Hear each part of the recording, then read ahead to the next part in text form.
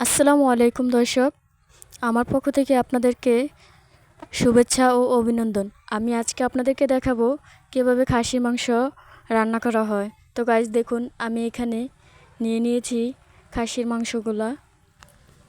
তো আমি এখন এগুলোতে দিয়ে দিব ধুয়ে রাখা মশলাগুলা। দেখতে পাচ্ছেন, মশলাগুলো আমি দিয়ে দিয়েছি। তো এখন আমি এটাতে দিয়ে দিব পরিমাণ মতো লবণ। তো দেখুন, আমি এটাতে লবণটা দিয়ে দিয়েছি অলরেডি। তো আমি এটাতে এখন দিয়ে দিব পরিমাণ মতো আদা বাটা। তো দেখুন, আমি আদা বাটাগুলো দিয়ে দিয়েছি। তারপর আমি আবারও এটাতে দিয়ে দেব পরিমাণ মতো রসুন বাটা। তো দেখুন, আমি এটাতে রসুন বাটাগুলো দিয়ে দিয়েছি। তা আমি এখন একটু ছড়িয়ে দেব।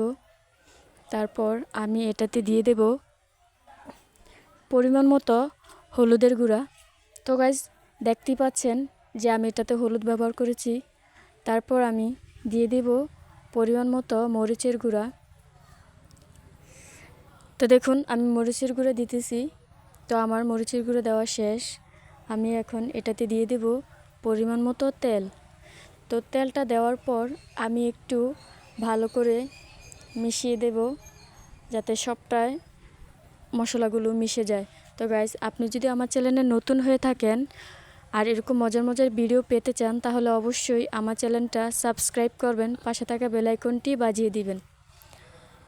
তো দেখুন, আমি এটাকে কত সুন্দর করে মিশিয়ে দিয়েছি। তো এখন আমি এটাতে দিয়ে দেব ব্লেন্ডার করে রাখা জিরের গুঁড়ো।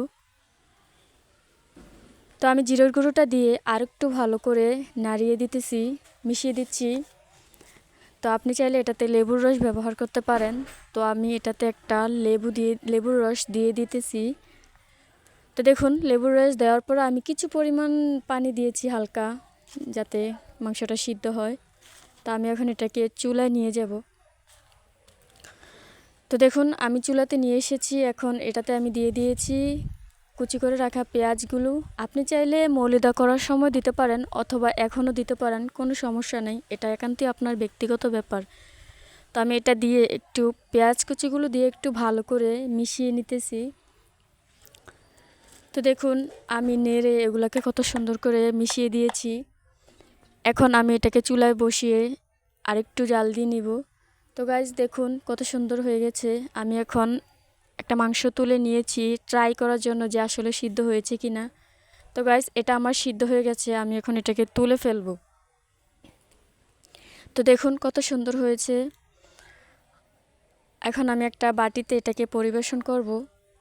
আপনি চাইলে অবশ্যই এরকমভাবে একবার খাসির মাংস রান্না করে ট্রাই করবেন যে আসলে কেমন হয়েছে। আশা করি ভালো লাগবে আপনাদের কাছে। ভালো থাকবেন। আসসালামু আলাইকুম।